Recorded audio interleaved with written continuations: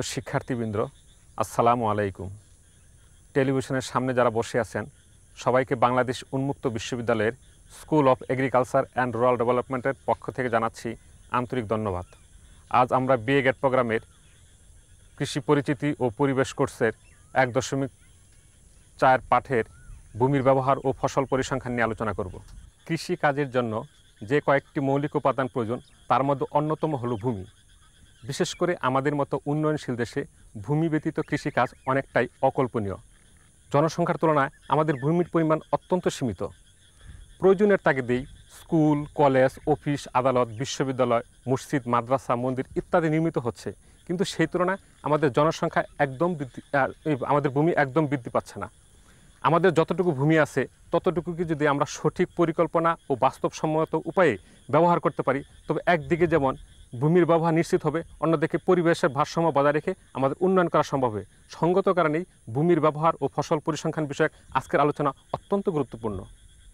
শিক্ষার্থী বন্ধুরা, এবার মূল আলোচনায় আসা যাক। শুরুতেই জেনে নেই আজকের আলোচনা থেকে আমরা কি কি বিষয় জানতে পারব।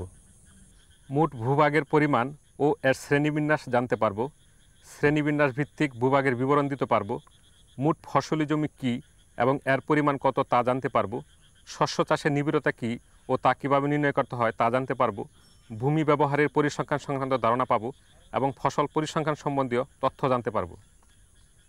প্রিয় শিক্ষার্থীবৃন্দ, এবার মোট ভূভাগের পরিমাণ ও এর শ্রেণীবিন্যাসগত আলোচনায় আসছি। বাংলাদেশ পরিসংখ্যান ব্যুরো 2000 অনুসারে আমাদের মোট ভূভাগের জমির পরিমাণ 1,49,00,000 হেক্টর। বাংলাদেশের ভূভাগ যেসব খাতে ব্যবহৃত হয় তা মূলত 3 ভাগে বিভক্ত। 1. বনভূমি, 2. আবাদ অযোগ্য জমি, 3. আবাদযোগ্য জমি। আবাদযোগ্য জমি আবার 2 প্রকার, যথা ক. আবাদযোগ্য অনাবাদি জমি বা কালচারেবল ওয়েস্টল্যান্ড, খ. আবাদি জমি বা কাল্টিভেটেড ল্যান্ড। আবাদি জমি আবার 2 ভাগে বিভক্ত, যেমন প্রথমত চলতি পতিত জমি বা কারেন্ট ভ্যালু ল্যান্ড, দ্বিতীয়ত প্রকৃত আবাদি জমি বা নেট ক্রপড এরিয়া। জমির ব্যবহারের ধরন অনুসারে প্রকৃত ফসলি জমিকে পুনরায় কয়েক ভাগে ভাগ করা যায়, যথা এক ফসলি জমি বা সিঙ্গেল ক্রপড এরিয়া, দ্বিফসলি জমি বা ডাবল ক্রপড এরিয়া, ত্রিফসলি জমি বা ট্রিপল ক্রপড এরিয়া।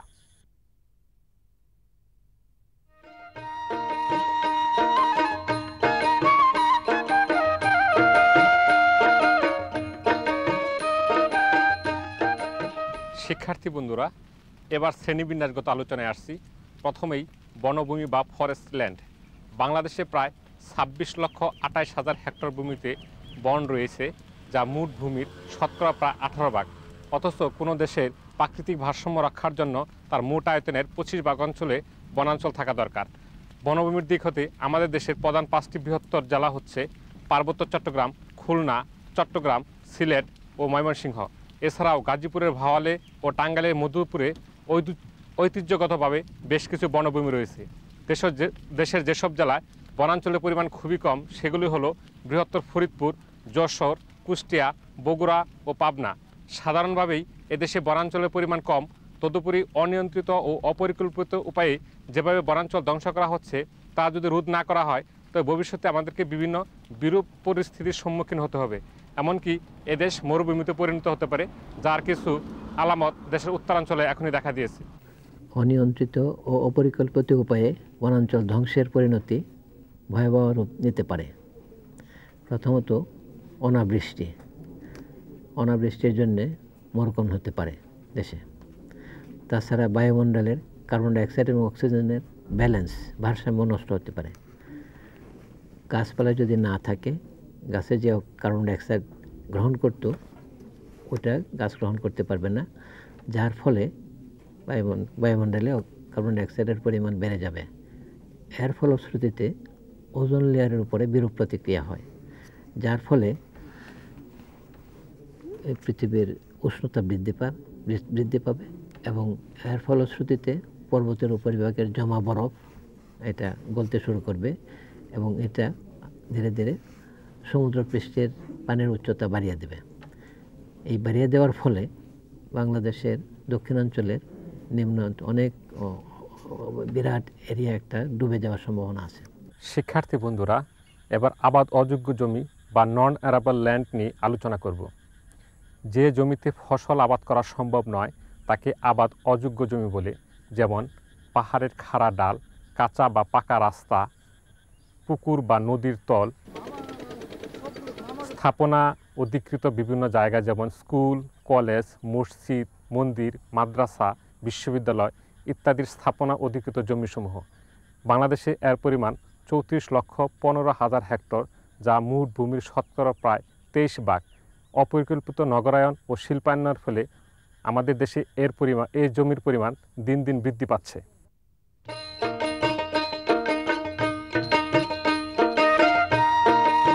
যে জমিতে ফসল আবাদ করা সম্ভব তাকে আবাদযোগ্য জমি বলে। আবাদযোগ্য অনাবাদি জমি, চলতি পতির জমি ও প্রকৃত আবাদি জমির সমষ্টি হলো আবাদযোগ্য জমির পরিমাণ। আরও সহজভাবে বলা যায়, আবাদযোগ্য জমি সমান আবাদযোগ্য অনাবাদি জমি যোগ আবাদি জমি। অন্য কথায়, আবাদযোগ্য জমি সমান আবাদযোগ্য অনাবাদি জমি যোগ চলতি পতির জমি যোগ প্রকৃত আবাদি জমি। বাংলাদেশে আবাদযোগ্য জমির পরিমাণ প্রায় 88,03,239 হেক্টর, যা মোট জমির শতকরা প্রায় 59 ভাগ।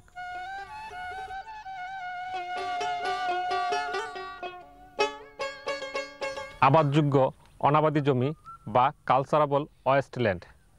আবাদযোগ্য জমির যে অংশ আবাদ করা হয় না তাকে আবাদযোগ্য অনাবাদি জমি বলে, যেমন ক্ষেতের আইল, ঘরবাড়ির আঙ্গিনা, পুকুর পাড়, নদীর তীর, খেলার মাঠ, বিভিন্ন প্রতিষ্ঠান যেমন হাট বাজার, অফিস আদালত, শিক্ষা প্রতিষ্ঠান, মসজিদ মন্দির ইত্যাদি কর্তৃক অধিকৃত স্থাপনা বহির্ভূত জমি। বাংলাদেশে এরূপ জমির পরিমাণ প্রায় 3 লক্ষ হেক্টর, যা মোট জমির শতকরা প্রায় 2 ভাগ। সঠিক পরিকল্পনা এবং একটু যত্ন নিলেই এই ধরনের জমিকে চাষের আওতায় আনা সম্ভব।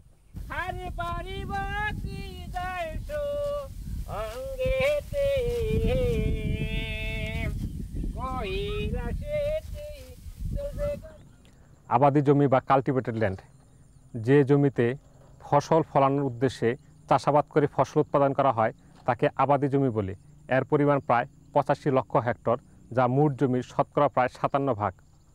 আবাদি জমি সমান আবাদযোগ্য জমি মাইনাস আবাদযোগ্য অনাবাদি জমি।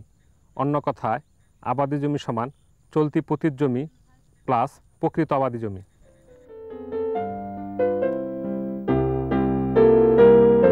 আবাদি জমির যে অংশ সাময়িক অসুবিধার জন্য বছরে একবারও আবাদ করা সম্ভব নয় তাকে চলতি পতির জমি বলে।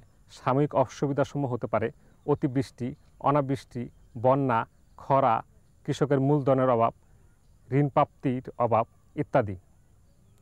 আমাদের দেশে এর জমির পরিমাণ প্রায় 3.49 লক্ষ হেক্টর, যা মোট জমির শতকরা প্রায় 2.34 ভাগ।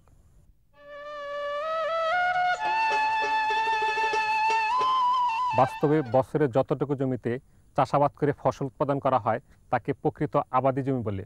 অন্য কথায়, এক ফসলি জমি, দ্বিফসলি জমি ও ত্রিফসলি জমির সমষ্টি হল প্রকৃত আবাদি জমি। আমাদের দেশে এই জমির পরিমাণ 81.38 লক্ষ হেক্টর, যা মোট জমির শতকরা প্রায় 54.61 ভাগ।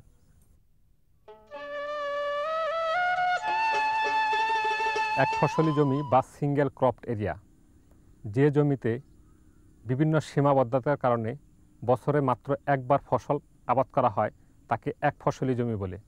এরূপ জমিতে বছরে একবার আউশ ধান অথবা আমন ধান অথবা বোরো ধান অথবা পাট অথবা তামাক অথবা আখ যে কোনো একটি ফসল চাষ করা হয়।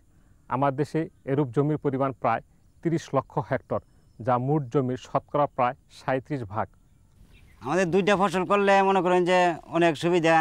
এই বুড়ো ধান করার পরে মাটি আস্তে আস্তে চাষটা আবাদ করা যায়, ভালো মতো তৈরি করিয়া ফসল করলে ফলন বেশি হয়, আমাদের পরিশ্রম কম হয়, লেবার কম লাগে, টাকা পয়সাও কম লাগে।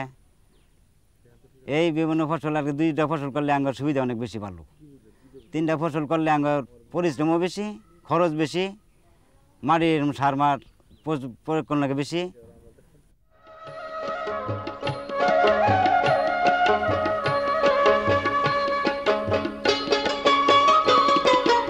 দ্বিফসলি জমি বা ডাবল ক্রপড এরিয়া, যে জমিতে বছরে দুইবার ফসল জন্মানো হয় তাকে দ্বিফসলি জমি বলে।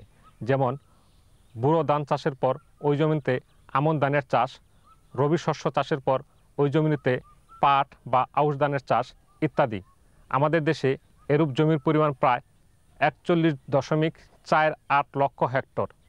আসার কথা যে বিভিন্ন সীমাবদ্ধতার কারণে এক ফসলি জমির পরিমাণ হ্রাস পাওয়ার ফলে দ্বিফসলি জমির পরিমাণ ক্রমশ বৃদ্ধি পাচ্ছে। আমাদের দেশে এরূপ জমির পরিমাণ যত বৃদ্ধি পাবে আমাদের খাদ্য চাহিদার ঘাটতি তত হ্রাস করে ফসল উৎপাদন হার তত বেশি বাড়ানো যাবে। এর পরিমাণ প্রায় প্রকৃত ফসলের জমির 51%।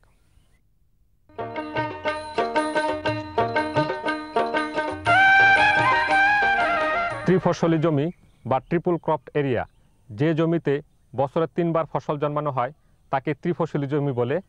আমি এখন যেখানে দাঁড়িয়েছি এটি একটি ত্রিফসলি জমি। এই জমিতে রবি মৌসুমে বোরো ধান, খরিফ 1 মৌসুমে আউশ ধান বা পাট এবং খরিফ 2 মৌসুমে আমন ধান চাষ করা হয়। নতুন নতুন কৃষি প্রযুক্তি ও স্বল্প মেয়াদী জাতের উদ্ভব ও উহার ব্যবহার, কৃষি উপকরণের সহজলভ্যতা, সেচ সুবিধা বৃদ্ধি, সরকার কর্তৃক কৃষিতে ভর্তুকি প্রদান ইত্যাদি সুবিধা বৃদ্ধির ফলে দিন দিন ত্রিফসলি জমির পরিমাণ আমাদের দেশে বৃদ্ধি পাচ্ছে। আমাদের দেশে এরূপ জমির পরিমাণ প্রায় 10 লক্ষ হেক্টর, যা প্রকৃত আবাদি জমির শতকরা প্রায় 12%। মোট ফসলি জমি বা টোটাল ক্রপড এরিয়া, খরিফ 1, খরিফ 2 এবং রবি মৌসুম মিলিয়ে এক বছরে মোট যে পরিমাণ জমিতে ফসল আবাদ করা হয় তাকে মোট ফসলি জমি বলে।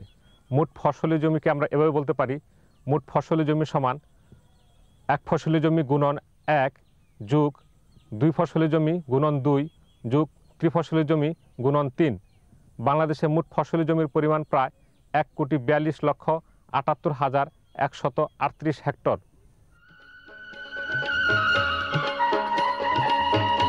ফসল চাষের নিবিড়তা বা ক্রপিং ইন্টেন্সিটি, একটি জমিকে বছরে যতবার ফসল উৎপাদনে ব্যবহার করা হয় তাই হলো ওই জমির ফসল চাষের নিবিড়তা। ইহাকে শতকরা হারে প্রকাশ করা হয়। কোনো জমির ফসল চাষের নিবিড়তা 100% বলতে ওই জমিতে বছরে মাত্র একবার ফসল চাষ করা হয় বোঝায়। তদ্রূপ কোনো জমির ফসল চাষের নিবিড়তা 200% বলতে ওই জমিতে বছরে 2 বার এবং 300% বলতে ওই জমিতে বছরে 3 বার ফসল চাষ করাকে বোঝায়। ইহা নিরূপণের সূত্রটি হলো ফসল চাষের নিবিড়তা সমান মোট ফসলের জমি ভাগ প্রকৃত ফসলের জমি গুণন 100।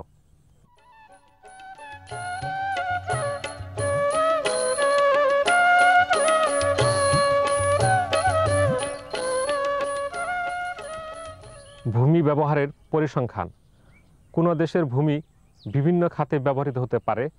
ভূমি ব্যবহারের খাতওয়ারি পরিমাণগত নির্দেশনায় সাধারণভাবে ভূমি ব্যবহার পরিসংখ্যান হিসাবে পরিচিত। শিক্ষার্থী বন্ধুরা, আপনারা কৃষি পরিচিতি ও পরিবেশ কোর্সের 19 নং পৃষ্ঠার ছক 1-এর প্রতি লক্ষ্য করুন। এই ছকে বিভিন্ন সময়ে কোন ধরনের ভূমি কী পরিমাণে ব্যবহৃত হয়েছে সে সংক্রান্ত চিত্র তুলে ধরা হয়েছে। ফসল পরিসংখ্যান, কোনো দেশের মোট কী পরিমাণ জমিতে কি কি ফসল আবাদ করা হয়, সেগুলির মোট উৎপাদন কত, হেক্টর প্রতি ফলন কত ইত্যাদির হিসাব সম্বন্ধীয় প্রতিবেদনকে ফসল পরিসংখ্যান বলে। দেশের কোন বছর কি পরিমাণ ধান, গম, পাট, আখ, তামাক, ডাল ও তৈলজাতীয় শস্য এবং অন্যান্য শস্য উৎপাদন করা হয় তা ফসল পরিসংখ্যান হতে জানা যায়। প্রিয় শিক্ষার্থী বন্ধুরা, আপনারা কৃষি পরিচিতি ও পরিবেশ কোর্সের 20 নং পৃষ্ঠার ছক 2-এর প্রতি লক্ষ্য করুন। এ ছকে বিভিন্ন বৎসর কী পরিমাণ জমি হতে কী পরিমাণ ফসল কি হারে উৎপাদন করা হয়েছে তা জানা যায়। প্রিয় শিক্ষার্থীবৃন্দ, আমরা অনুষ্ঠানের শেষ পর্যায়ে চলে এসেছি। ভূমির ব্যবহার ও ফসল পরিসংখ্যান বিষয়ক আজকের এই আলোচনা থেকে আমরা যে সমস্ত বিষয় জানতে পারলাম তার সারসংক্ষেপ আরেকবার তুলে ধরছি।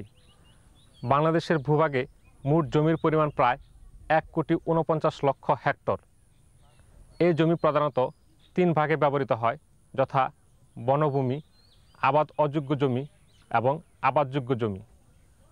প্রাকৃতিক ভারসাম্য রক্ষার জন্য কোনো দেশের মোট আয়তনে 25 ভাগ আয়তনে বনাঞ্চল থাকা উচিত, অথচ আমাদের রয়েছে মাত্র 18 ভাগ। সুষ্ঠু পরিকল্পনা ও সঠিক নীতিমালার মাধ্যমে আবাদ অযোগ্য জমির পরিমাণ হ্রাস করতে হবে এবং আবাদযোগ্য জমির পরিমাণ বৃদ্ধি করতে হবে। বাংলাদেশে মোট ফসলি জমির পরিমাণ প্রায় 1,42,78,138 হেক্টর। দেশের মোট ভূমির কোন অংশ কোন কোন খাতে ব্যবহৃত হচ্ছে তা ভূমি ব্যবহারের পরিসংখ্যান থেকে এবং কী ফসল কী পরিমাণে উৎপাদন হচ্ছে তা ফসল পরিসংখ্যান ছক থেকে জেনেছি। তদুপরি আপনাদের কোনো জিজ্ঞাসা থাকলে টিউটোরিয়াল ক্লাসে সংশ্লিষ্ট টিউটরের কাছ থেকে জেনে নিন, অথবা সরাসরি বাংলাদেশ উন্মুক্ত বিশ্ববিদ্যালয়ের school of agriculture and rural ডেভেলপমেন্টের সাথে যোগাযোগ করতে পারেন। সবাইকে ধন্যবাদ।